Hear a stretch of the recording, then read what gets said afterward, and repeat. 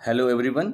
आज हम term first के 5th chapter fundamentals of anatomy physiology and kinesiology in sports के इम्पॉर्टेंट क्वेश्चन को सॉल्व करेंगे। जो इम्पॉर्टेंट क्वेश्चन हैं एमसीक्यूज बेस हैं, फिर कुछ पिक्चर बेस भी हैं, कुछ डाटा बेस भी हैं। तो मैंने आपको पहले जो इस फर्स्ट टर्म के जो प्रीवियस चैप्टर्स हैं, जैसे कि मैं आपको बता दूं changing trends and career in physical education, ये फर्स्ट टर्म में आने वाला है, इसका भी वीडियो मैंने बनाया है। ओलंपिक वैल्यू एजुकेशन, इसका भी वीडियो मैंने बनाया, आप देख सकते हैं। थर्ड चैप्टर में इसमें है physical fitness wellness and life style, और फोर्थ जो चैप्टर है उसमें है टेस्ट मेजरमेंट एंड इवेल्युएशन, इसका भी वीडियो मैंने बना दिया, यानी 4 चैप्टर्स का वीडियो बना दिया। आज मैं ये जो 5वां चैप्टर है फर्स्ट टर्म का, जिसका नाम है fundamentals of anatomy physiology and kinesiology sports, इसका मैं वीडियो बनाऊंगा। आप देख सकते हैं बहुत ही इंपॉर्टेंट क्वेश्चन होंगे आपके सामने। मैंने जैसा कि बताया था इसमें कुछ नॉलेज बेस्ड क्वेश्चन होंगे, कुछ पिक्चर बेस्ड होंगे, कुछ डाटा बेस्ड होंगे। तो हम सबसे पहले पहुंचते हैं नॉलेज बेस्ड क्वेश्चंस पे। यहाँ पे देखिए पहला जो क्वेश्चन है वो क्या है। क्वेश्चन देखिए, क्वेश्चन नंबर 1 पे जाएंगे।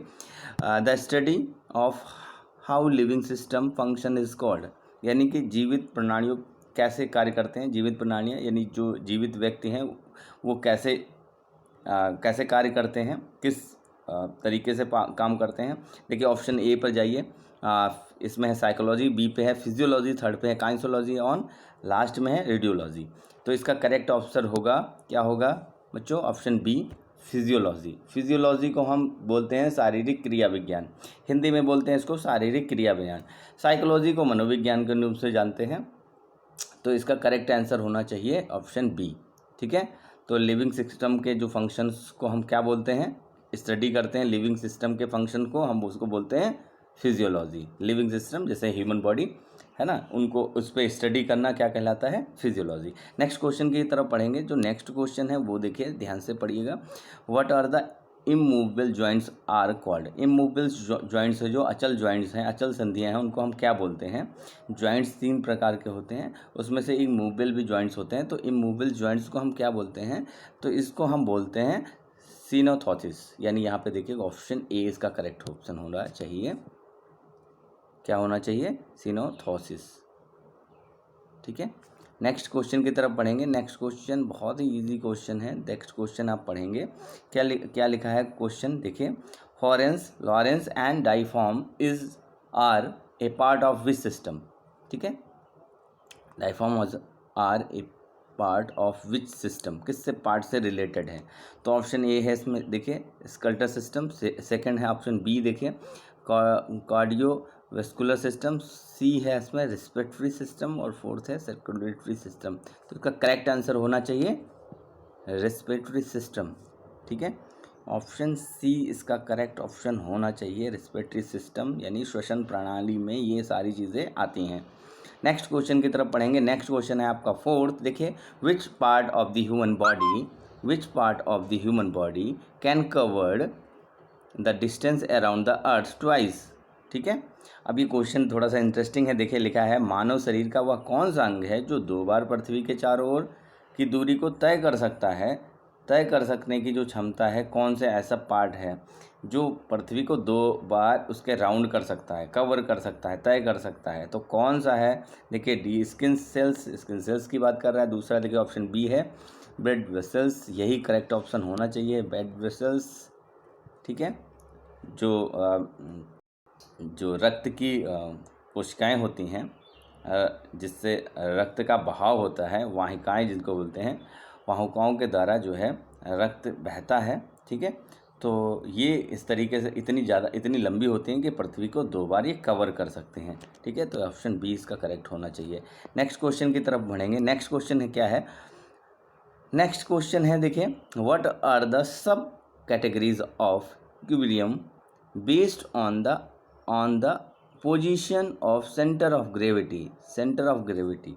ठीक है, अब यहाँ पे समझिएगा गुरुत्वाकर्षण, जो सेंटर ऑफ ग्रेविटी को हम समझिएगा, गुरुत्वाकर्षण की स्थिति के आधार पर संतुलन की 2 उप कैटेगरी कौन सी हैं, 2 श्रेणियाँ कौन सी हैं। यानी अब कह रहा है कि एक तो देखिए आप समझिएगा जो बैलेंस है उसकी 2 कैटेगरी कौन सी है गुरुत्वाकर्षण के अकॉर्डिंग। 2 कैटेगरी यानी आपको पूछ रहा है संतुलन की 2 कैटेगरियाँ कौन कौन सी हैं।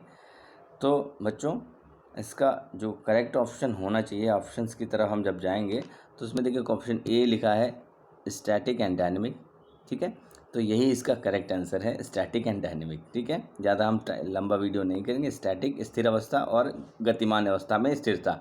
स्थिर अवस्था में जैसे कि हम वृक्षासन करें, एक पैर को बैलेंस कर, एक पैर में अपने बॉडी को बैलेंस करें, या मूवमेंट में जो हो तो उसे डायनेमिक बोलते हैं। तो दो तरह की कैटेगरीज हैं स्टेबिलिटी की।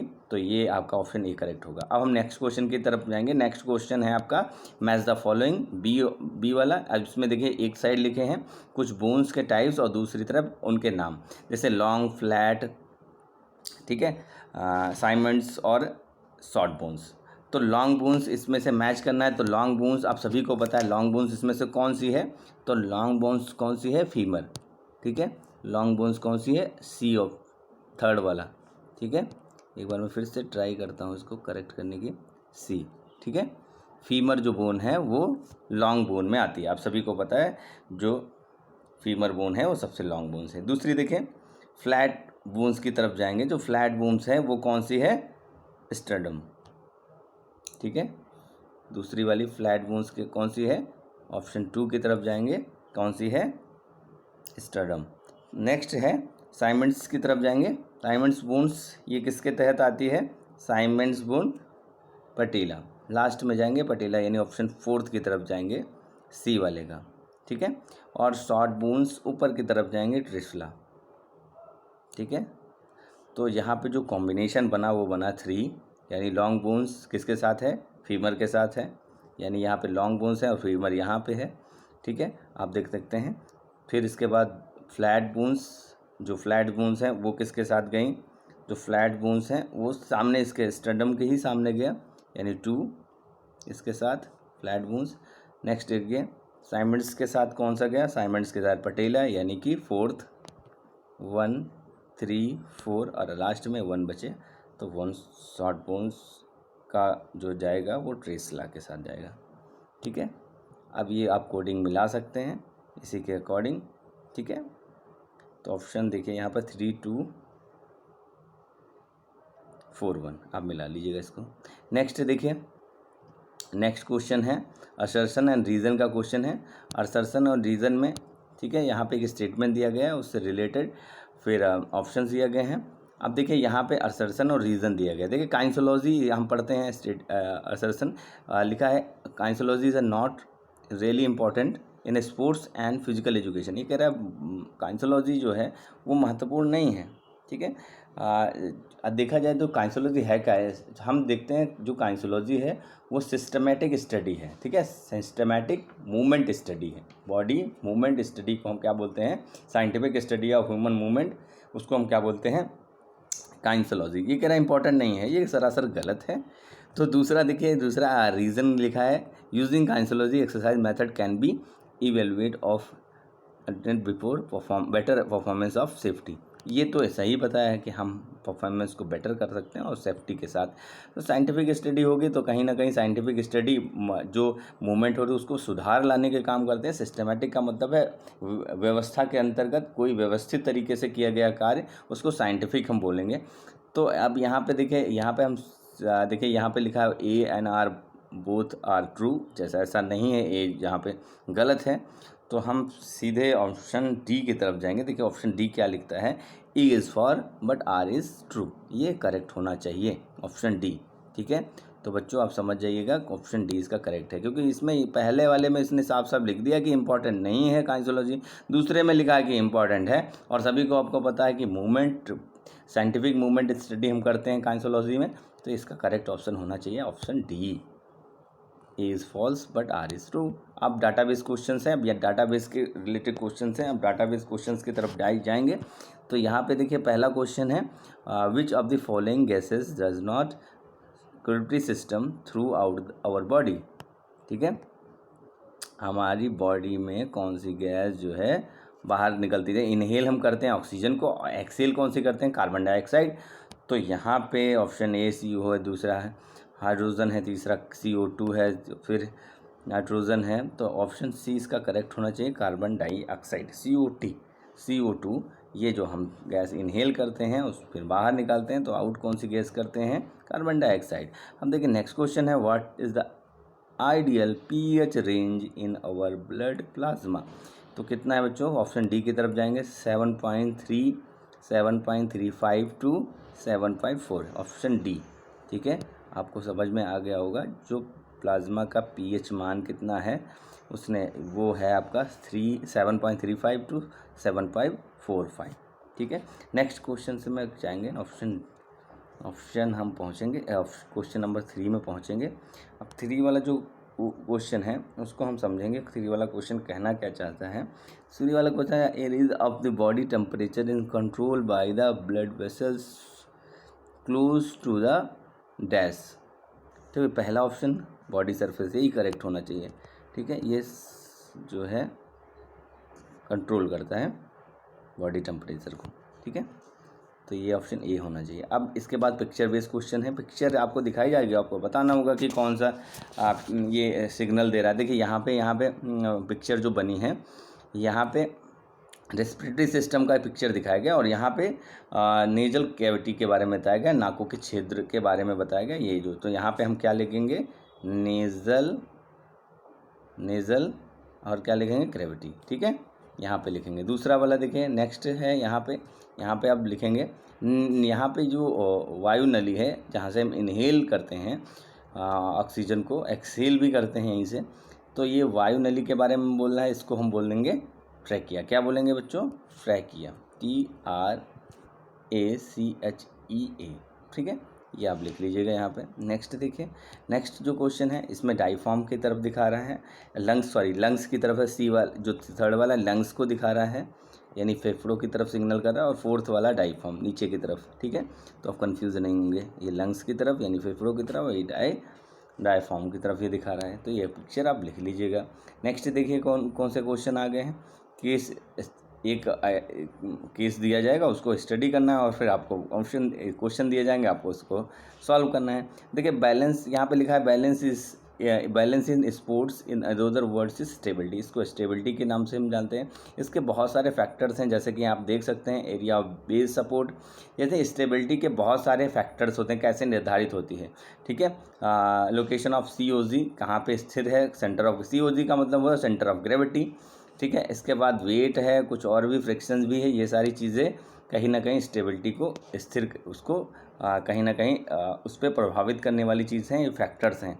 तो अब जब क्वेश्चन की तरफ जाएंगे, क्वेश्चन क्या कहता है, क्वेश्चन नंबर 1 कहता है, stability is directly proportionals to dash from the edge of the base towards the given direction of the movement. तो ये कह रहा है कि जो अगर इसको हम समझें ऐसे अपनी भाषा में इसको समझने की कोशिश करेंगे, तो ये कह रहा है कि जो स्थिरता है यानी स्टेबिलिटी आधार के किनारों में दिए गए, ठीक है, दिए गए अनुपातिक होता है। किसके अनुपात होता है, अब ये कहा गया है, तो ये हॉरिजॉन्टल डायरेक्शन ऑफ COG के अनुपातिक होता है, यानी ठीक ऑप्शन डी इसका करेक्ट होगा, horizontal distance of the COG। ठीक है, तो बात आपको समझ आ गई। स्टेबिलिटी के जो आधार के किनारे होते हैं, किनारे जो होते हैं वहाँ पे सेंटर ऑफ ग्रेविटी के अनुपातिक होते हैं। सेंटर ऑफ ग्रेविटी जैसा हो गया उसी का उसके अनुसार अनुपात होगा। नेक्स्ट देखिए कौन सा हो गया, why do different sports have different weight category. हम ऐसा क्यों करते हैं, क्वेश्चन कह रहा है हम अलग अलग खेलों में अलग अलग भार वर्ग कैटेगरी क्यों बनाते हैं, ऐसा क्यों करते हैं, अलग अलग खेलों में अलग अलग वेट कैटेगरी होती है, हर खेल में एक जैसी क्यों नहीं है, हर गेम्स में अलग अलग क्यों वेट कैटेगरी रखते हैं। तो जिसका सही उत्तर होना चाहिए, बिकॉज क्या होना चाहिए, ऑप्शन डी होगा इसका भी। ऑप्शन डी की तरफ जाएंगे, देखिए ऑप्शन डी क्या कह रहा है, because stability is directly proportionals to the weight of the body. ठीक है, क्योंकि स्थिरता जो है शरीर के वजन से सीधे अनुपातिक होती है, यानी ये कोई कितना स्टेबिलिटी रखता है उसका वेट निर्धारित हो, जितना वेट उसका ज़्यादा होगा वो इतना ज़्यादा स्थिर होगा। ठीक है, गेम्स के अकॉर्डिंग्स। अब नेक्स्ट एंड लास्ट जो क्वेश्चन है वो हम पढ़ लेते हैं। लिखा है, when there is insufficient friction, there is insufficient frictions between two bodies there is dash chance of slipping and therefore dash. 2 इसमें भरे जाएंगे और 2 ऑप्शंस एक साथ दिए गए हैं, जैसे कि इसमें पहले में लेसर लेस स्टेबिलिटी, दूसरे ग्रेटर मोर स्टेबिलिटी, थर्ड है ग्रेटर लेस स्टेबिलिटी और फोर्थ है लेसर मोर स्टेबिलिटी। तो इसका जो करेक्ट आंसर होना चाहिए, देखा जाए जो थर्ड कहता है, थर्ड क्वेश्चन क्या कहता है, ये कह रहा है कि जब 2 पिंड यानी 2 चीज़ें हैं के बीच अपर्याप्त घर्षण होता है, अपर्याप्त घर्षण जैसे ही होगा तो फिर क्या होगा, ग्रेटर, ठीक है, there is greater chance of, तो फिर क्या होगा, बहुत अत्यधिक चांस हो जाएगा कि लेस स्टेबिलिटी, ठीक है। तो लेस स्टेबिलिटी यानी ऑप्शन सी, यानी यहाँ पे ग्रेटर भरा जाएगा और यहाँ पे क्या भरा जाएगा, लेस स्टेबिलिटी। जब घर्षण होगा तो दोनों के बीच क्या होगा, चांस हो जाएगा स्लिप होने का, ठीक है। तो वो लेस स्टेबिलिटी में आएंगे, अस्थिरता की स्थिति उनमें उत्पन्न हो जाएगी, अस्थिर हो जाएंगे, ठीक है। ये इस तरीके से ये चैप्टर फिनिश होता है। नेक्स्ट चैप्टर में हम कुछ और महत्वपूर्ण क्वेश्चन के साथ आएंगे। Thank you.